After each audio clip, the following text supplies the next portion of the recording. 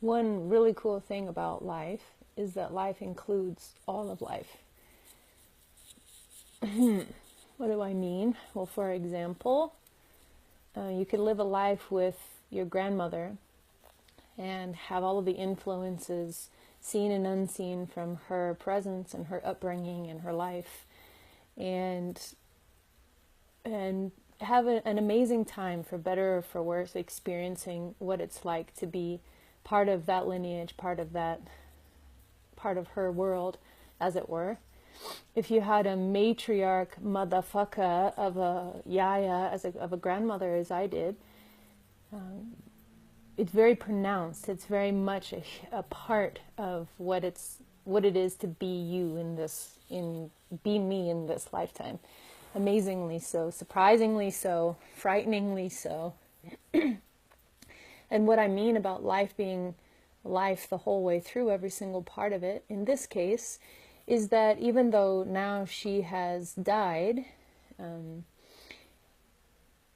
I'm discovering all sorts of parts of myself, or of the personality of me, or the wiring of me, or the experience of me, that seemingly has a lot to do with her. So, whoa, bonks. And in this way, someone who is dead, who has died, has as much of or more of an effect or a relationship to me now than she did then. This is amazing because my experience of her growing up, or in my life when she was alive, was rich beyond measure.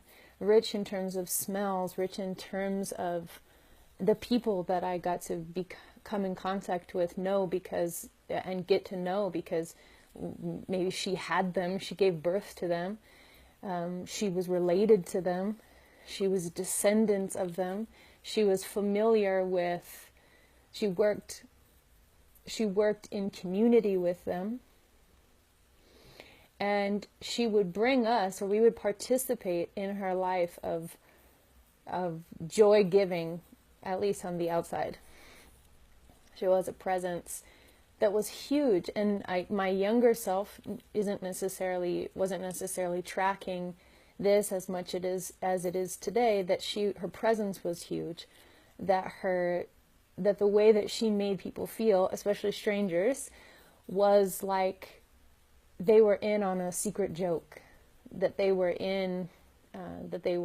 valuable to her, that they really meant something to her, and it was true. So, and that's my adult self talking about some element, some aspect of being around her then. It's like a wealth. There's tons. It's infinitely vast. Where to go from there? Where to go into from there?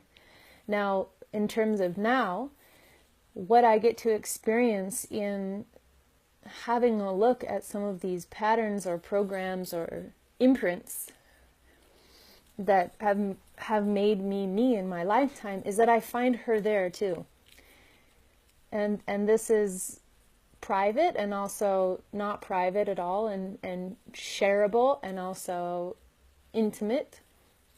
So, but what strikes me the most of this, or what's so generous about life itself, is that it doesn't die. It's always erected or resurrected in the mind of whomever is experiencing it in the moment. I mean, how much more generous can you get? This is a generosity that's immortal, that's unfailing, that isn't dependent on life or death to be the case. At least in terms of the life of the living. We don't know as much, I don't know as much about what it's like in the life of the dead. Dun, dun, dun, dun, dun. And even as I say that, I have some projections, and I have some experiences, and I have a lot of experiences actually with things that could be called dead, but that have been very much alive in my experience. It's been unique, to say the least. But anyway, this is just a note to a postcard from the edge of creation, a postcard from the leading edge of creation, reminding us that that nothing dies as long as it's arising in the mind. The experience of it is as real as anything is, or as anything isn't. So it's cool to be able to project back and forwards in time and to see that you were always the chosen one. You're always at the center of your show. You're always there in full recognition of whatever you're experiencing. And this is the good news of the risen Lord. This is the way that you can walk in gratitude. This is a way that you can encounter fragments of your so-called past and heal them, or have them be seen from the benefit that they have or are or were, no matter how concealed that benefit may seem to be.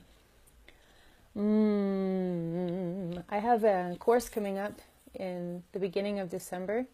It's called For a Change, and I'll send some information. I'll put some information here on my Facebook, and as well as send out an email.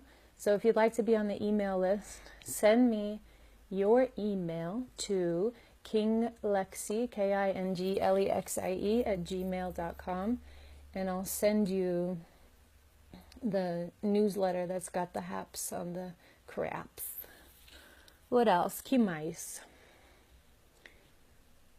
Yeah, this program is going to be about reprogramming powerlessness and depression, being able to respond to crisis from a number of different perspectives. There will be a test. The course will require you to complete a first aid and CPR training. I'm going to organize one here in Denver so that you can attend it from, if you're in Denver, you can come to Denver to take the class, as well as you can take it in your area wherever you are. The course will be online. The rest of it will be online. There'll be videos from a couple amazing expert points of view, a crisis MD, who's a student of mine, and an amazing human. So she'll share a bit on her perspective of how to respond in crisis from the MD perspective. And then we'll have a martial artist, a professional martial artist, who some may know, in this town, speaking on this, how to respond, or the responsibility of the self, of the body, of the mind in times of crisis, how to take it in and give it back. And then I'll be giving weekly Wednesday night meetings online, so you can join from anywhere. And it'll be, I don't know how much I want to say about it, because it's kind of a cool surprise, but there'll be a movement section beginning to opening up the body, something like yoga, something like breathwork. There'll be a dropping into presence meditation moment where you can just reset and clear the screen, take back all the projections, and pause for a moment. And then we'll move into working with this map of justice that I created a while back. And the map of justice has many fingers to it, and there's many that don't make their appearance on this map. I can hear how I'm